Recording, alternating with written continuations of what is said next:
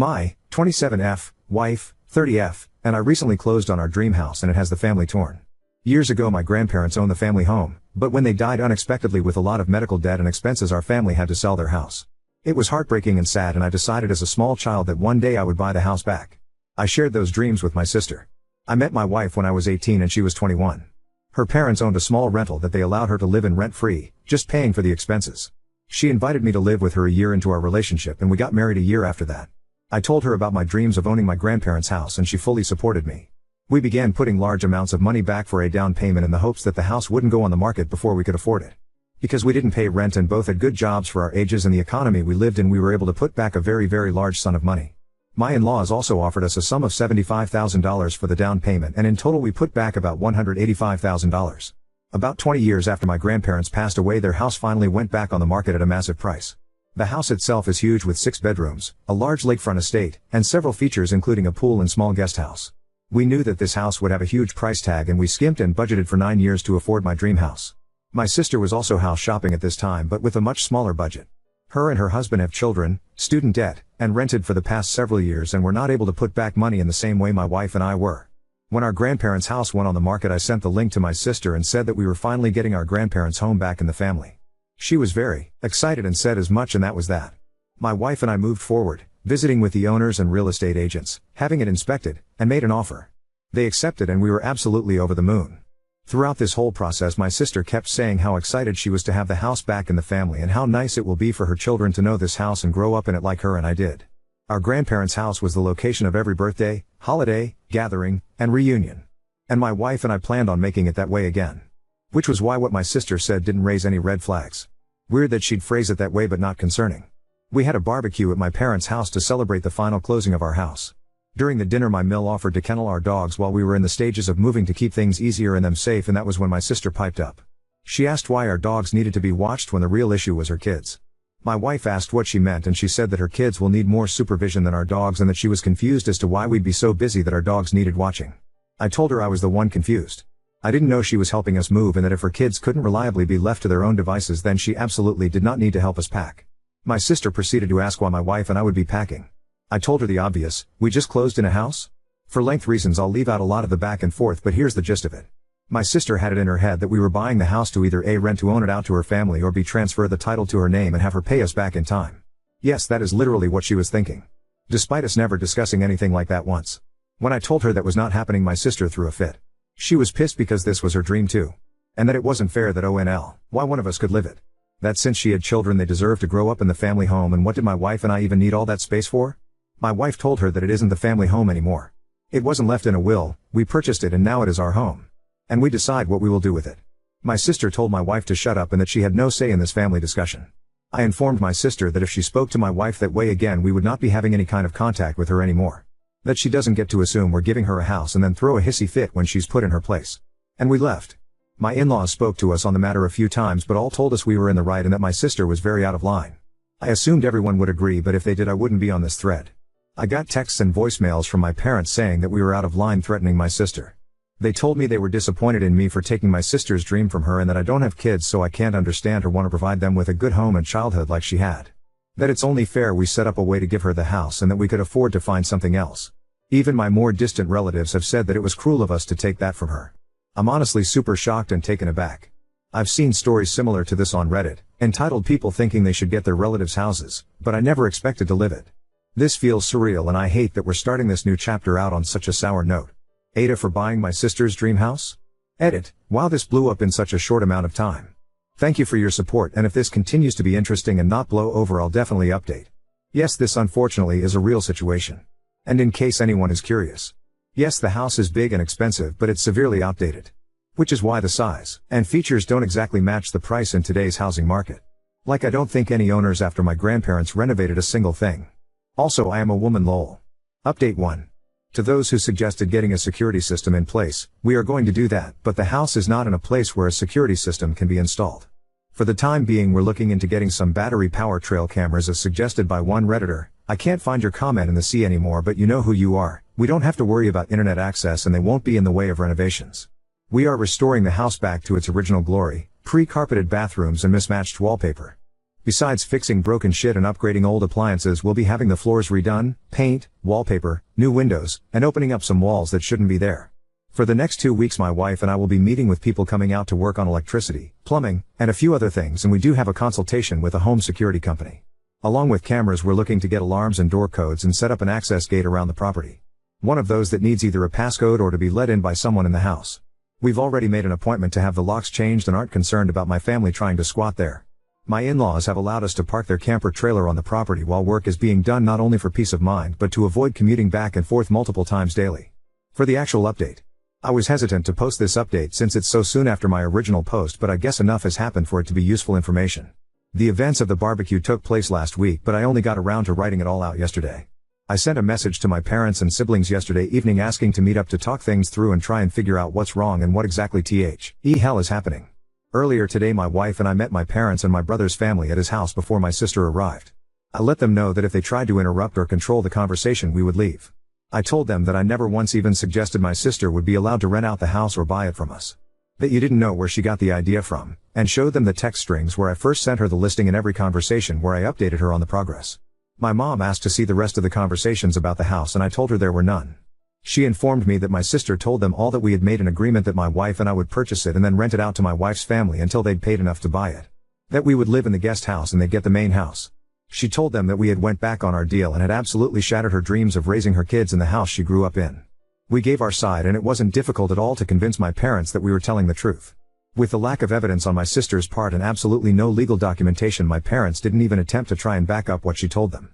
My parents were very apologetic and let us know that they never would have said those things to us had they known the truth and that they supported us 100%. My brother was supportive of us as well, but he was never one of the people harassing us over this, so his reaction is less important. Around then my sister and her husband showed up. My Bill is a doormat and will give my sister whatever she wants, so I wasn't expecting much from him. I asked her to produce any of the necessary evidence to prove that I told her we'd rent the house out to her. That her lie was ill-conceived and that she better have a good explanation. She attempted to suggest that I had deleted the conversation, but when she couldn't produce said messages either, her story fell apart. She started crying, saying it wasn't fair that we got everything handed to us and that we didn't need a house this big and that we were rubbing our wealth in her face.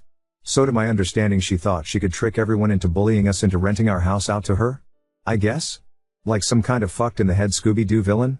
Instead of using ghosts to scare us away, she's using a fake rental agreement that she didn't even attempt to make look or sound legit. We let her know that she had a lot of apologizing to do before we'd consider having a relationship with her moving forward and that she wouldn't be welcome in our home for a long time. At the moment our relationship with my parents is rocky at best, for obvious reasons. They let us know that they're here to support us if we need moving assistance or help with renovations, but it'll take some good hard thinking to decide if we're okay with that. We will not be giving anyone in my family a spare key, but my wife's parents will receive one for emergencies. The house won't be in a state to host guests for a bit, so we are choosing to cross the "can my family be trusted" at our home bridge when we come to it. To answer some common questions I've noticed in the comments. My sister obviously has some screws loose, but my parents don't really coddle her. She's what you can consider the golden child, and the baby, but honestly most of her antics up until this point were just one-upping achievements during our childhood or seeking more attention from our parents. She's dramatic, entitled, and a little selfish, but has never displayed this level of crazy before. Yes, we will get a security system, but not for a bit. No, my family will not be trusted with a key. Yes, I am a woman. I know it's crazy, how can two women be married, lol. My wife and I do not have kids and will not have them in the future. My sister has done some odd things, but nothing as absolutely absurd as this. We will be meeting with an estate planner to put everything into writing. We plan on leaving the property to my sil and her kids, with my mill as the executor of our estate for the time being. My sister and her family rent a small house in town. They aren't struggling per se, they each are college educated with good jobs, but children are expensive, and then adding in student debt and $2,000 a month in rent and you aren't exactly living it up. Also, there's a surprising amount of people mad at my wife and I for being rich. We are not wealthy. My in-laws are comfortable and are generous enough to allow us to occupy their rental at no charge. They bought a new house decades ago and just didn't sell their previous one. So they allowed my wife to live there. The down payment was my wife's college fund from years ago.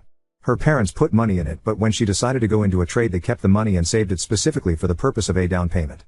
When we told them that the house was up for sale, finally they offered the college fund they had kept for her.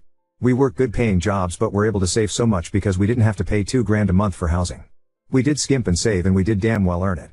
We lived below our means and spent years foregoing any kind of luxuries to afford something we wanted. So yeah, not as drama filled as a lot of people were expecting or hoping.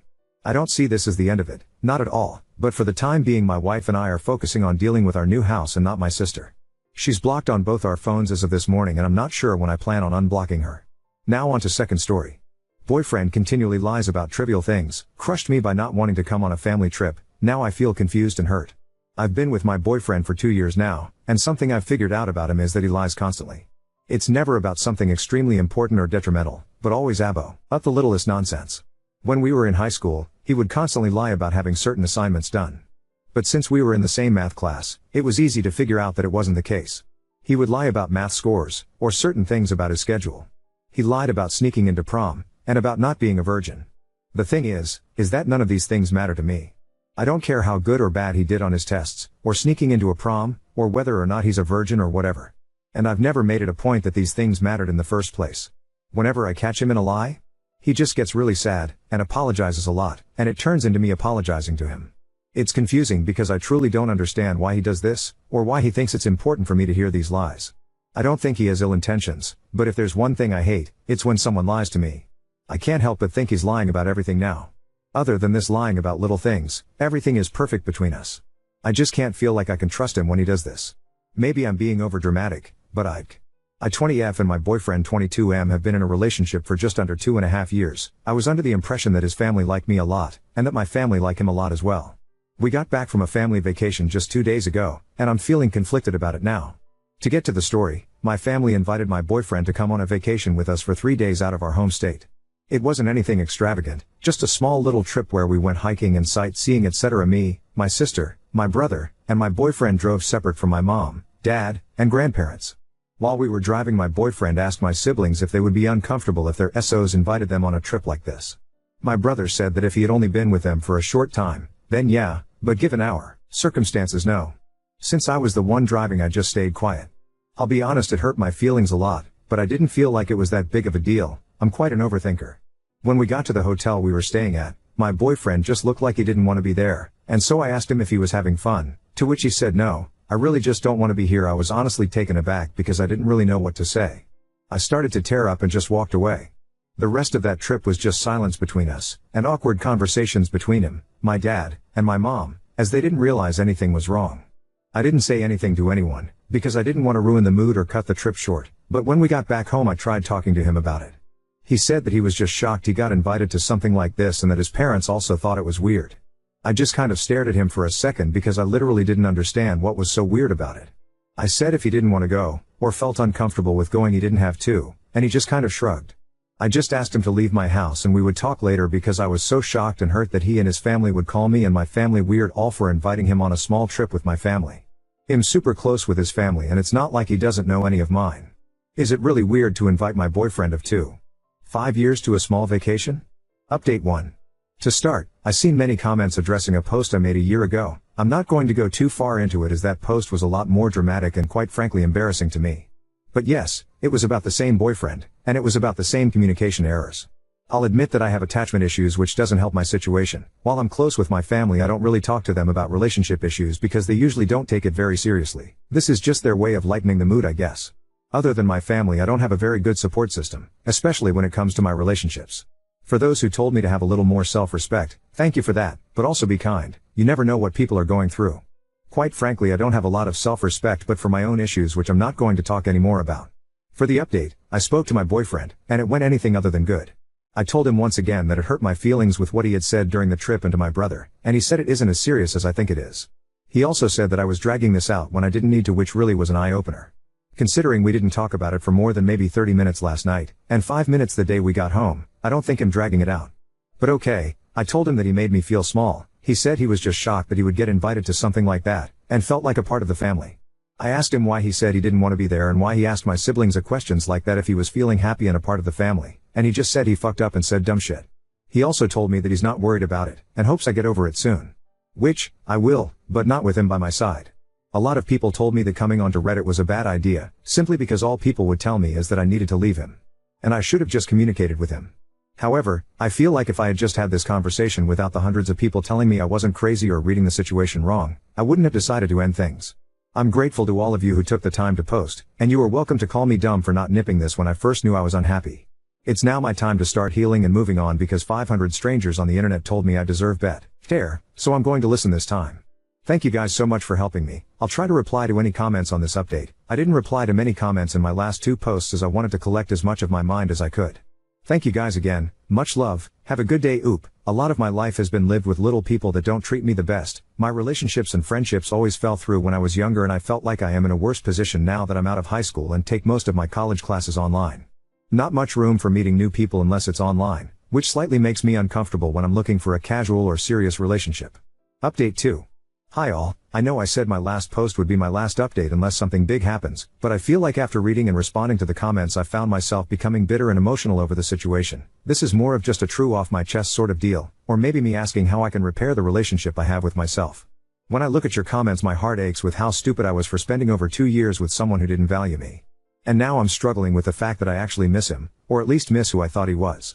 I will not go back, but I just can't help but feel like I could have saved it if I tried more. I know that's ignorant and naive, but the breakup just happened yesterday, and now I'm feeling the aftermath. I'm not sure why these feelings are coming to me now, as I'm not sure that I'm really much lonelier outside of that relationship than I was inside of it. I just wish I had more things or more people to surround myself with. I've thought about starting to go to the gym to hopefully meet new people and get myself into a schedule to fill up the time, maybe go experience some shopping therapy. I feel like it's just going to be a couple weeks of pampering myself before I feel okay enough to move on with my life. I feel like everybody needs at least a week to be disappointed and upset about how their life is going right now, lol. Anyway, thanks for listening to my rant. This is seriously my last post, and I'm going to start focusing on myself now rather than living in this disgusting situation. Thanks again. PS, for those wondering how my boyfriend responded to the breakup, I actually thought he would last 2 days without trying to guilt trip me with pictures and memories of us, but just 5 minutes ago he called me and tried to get me realize my mistake. Hopefully he gets over it soon because he's kinda dragging it out. And to those who are gonna tell me to block him, I still have a lot of his things and need to return them first, after then I'll block him.